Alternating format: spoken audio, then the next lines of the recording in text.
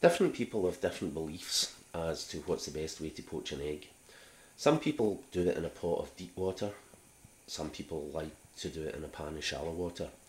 The way I like to do it is in deeper water. So this pot has got about 3 inches of water in it, along with some white wine vinegar. So what I'm going to do is bring the pot almost to a simmer, but not quite. Then I'm going to stir it slowly at first, then a little bit more rapidly, so as that I can actually get a whirlpool effect in the pot. Once I've got that going, I've got my egg ready here, and I'm going to gently pour it right into the centre of the whirlpool in the pot. Now what the whirlpool does, it serves to draw the albumin around the yolk, and it gives you a much better effect in the final poached egg. What you'll notice is that I didn't break the egg straight into the pot. Doing that can not also lead to breaking the yolk, it can actually lead to a bit of shell or something getting in the pot. So it's much better to break it into a small bowl or even a cup before you do so. When you're poaching the egg like this, just leave it alone. Don't move it about in the pot. But what you need to do is control the simmer.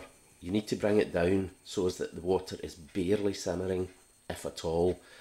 If you get the water approaching a boil, you're going to waste the egg. So the way we're going to serve this egg is maybe a little bit unusual for some. But over here I've got a homemade Scotch pie and some baked beans and tomato sauce. If you want to know how I made the Scotch pie, if you go to hubpages.com and search for how to make a Scotch pie, you'll find all the details there. When you're poaching an egg, it's a good idea to get an egg that's as fresh as possible. Unlike when you're boiling an egg, you want an egg maybe a week old or something. The fresher the better when you're poaching or frying eggs. So I've got this just on a simmer. I'm going to give it about 3 minutes because I actually like my eggs quite runny in the centre rather than well done. So we'll give this another couple of minutes and then come back and see how we get on. We are 3 minutes down the line. The egg's been very gently simmering away and we're ready to get it out of the pot.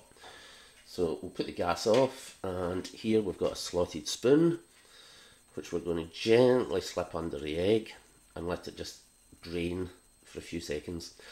Now I'm going to eat this egg immediately, but if you weren't going to eat it for even a couple of minutes, it's a good idea to put it in briefly for about 10 seconds into a bowl of iced water just to stop it cooking. But in this instance I'm going to lift it straight from the pot and place it gently on top of my beans, on top of my pie.